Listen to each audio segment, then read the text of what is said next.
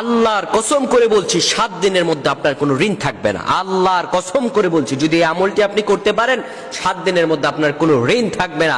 আপনার যত বিপদ আপদ থাকুক, মামলা মোকদ্দমায় জড়িয়ে যান, অনেকেই ঋণগ্রস্ত হয়ে যান, কঠিন অবস্থা হয়ে যায়, বাড়ি ঘরেও ঋণের জন্য থাকতে পারেন না, কোরআনের এই আয়াতের আমলটি করুন, আপনার 7 দিনের মধ্যে আল্লাহ তাআলা হয়তো ঋণ আপনার দুর্ব্যবস্থা করে দিবেন, আপনার ঋণকে আল্লাহ তাআলা দূর করে দিবেন ইনশাআল্লাহ। আপনি আমলটি ইখলাসের সহিত করতে হবে।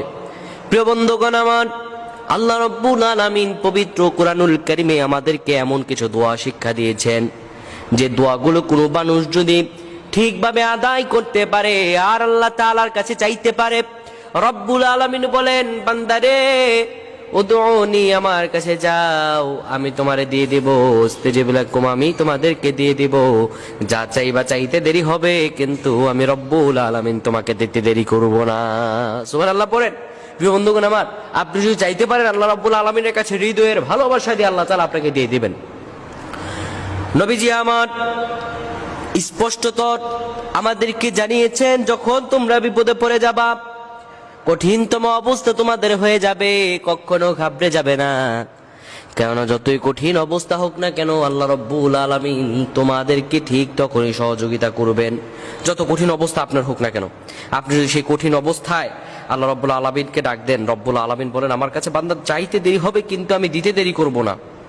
তো ঋণ থেকে মুক্তি হওয়ার অনেক অনেক আমল আমরা পেয়েছি, অনেক দোয়া আমরা পেয়েছি, কিন্তু আজকে আপনাদেরকে আমি একটা আয়াত শিখাবো। এই আয়াতটির আগে আপনারা যখন এই আয়াতটি পড়বেন, এটি আপনি পেয়ে যাবেন সূরাতুল আল ইমরানে। এই আয়াতটি আপনারা ঠিক তখন পড়বেন যখন আপনারা কঠিনতম ঋণের অবস্থার মধ্যে পতিত হয়ে যাবেন। আপনারা ঠিক তখন এটা বেশি বেশি তেলাওয়াত করবেন, নামাজের পর হোক, নামাজের আগে হোক, বিশেষত যে সময় দোয়া কবুল হয় সে সময় এই আয়াতটি বেশি বেশি পাঠ করবেন।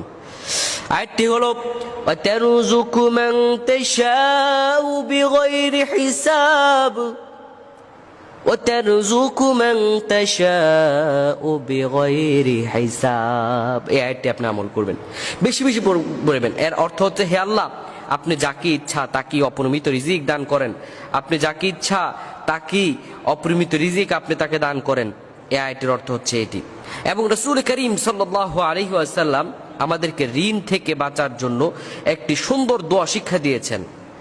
বিশ্বনবী মুহাম্মদুর রাসূলুল্লাহ সাল্লাল্লাহু আলাইহি ওয়াসাল্লাম তিনি শিক্ষা দিয়েছেন, হযরত আলী রাদিয়াল্লাহু তাআলা আনহু, হযরত আলী রাদিয়াল্লাহু তাআলা আনহু তার মুখ থেকে শোনান একটি হাদিস। হাদিসটি এসেছে তিরমিজি শরীফের হাদিস নাম্বার 3505